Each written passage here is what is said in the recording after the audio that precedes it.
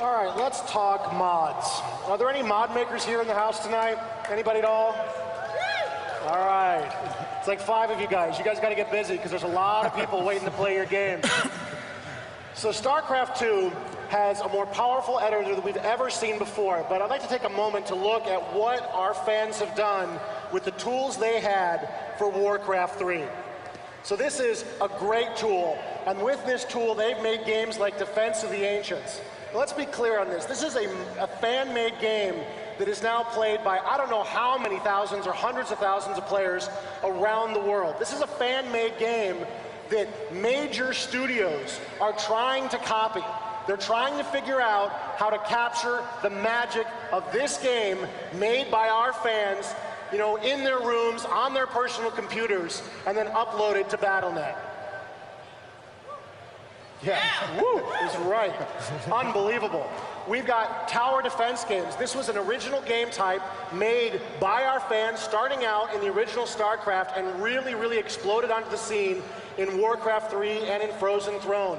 Games like Plants vs. Zombies, just an excellent game made by a professional studio, owes a huge amount of its design philosophy to this game type created by our fans. And that's not the only tower defense game made out there these days. There's tower defense games made for the iPhone. There's all kinds of tower defense games made based on this genre of game made by our fans.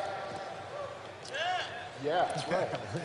We've got other great games out there. There's all kinds of games you can play online today on Battle.net in Warcraft 3. Games like Footman Frenzy, there's RPG maps you can play, there's all kinds of stuff. There's just a huge variety of games that you can find and play. And all of this comes from our fans and comes from the editor we released. And now we're going to be releasing an even more powerful editor with StarCraft 2 and even better support for our fans with the ability for fans at some point in the future even to declare that their map is now a premium map, and these hardworking folks can actually receive money from the players for all the work they put into these maps. You can see all of the work these guys have done with no resources, and with a tool that is strong, but not as good as the tool they're going to get now. It's almost impossible to imagine the amount of work and the kinds of quality games we're going to be playing in the years to come, now with all these additional resources coming their way and all of the support we're going to be giving them with this new tool.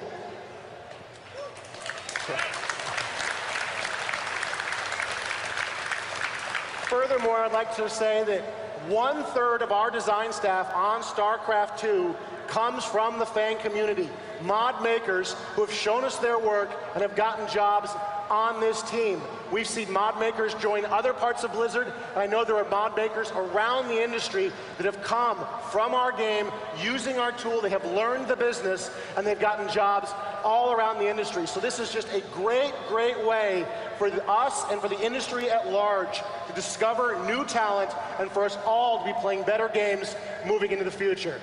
Now, I've got a few examples of some games made by our staff. Now, this is not something these guys have put a lot of time into, so some of these things are kind of rough. And of course, this is just a few guys. And these are smart guys, they know what they're doing, and they know the tool, but still, they haven't had a chance to interact with millions of fans making these games. This is just the tip of the iceberg of what might be possible in the years to come. Whoop, I skipped a slide. All right, so here's an example of our data editor here in action. This is our Uberlisk. As you can see, our Uberlisk has a number of spine crawlers grafted to his back. This is all done with the data editor. This is all stuff you can do with our tool. There's no custom code required, no code knowledge required. You just have to learn how to use our tool. You can see here those spine crawlers, spore crawlers are shooting banelings as projectiles, firing other Zerg units at our Uberlisk. But the Uberlisk is too mighty.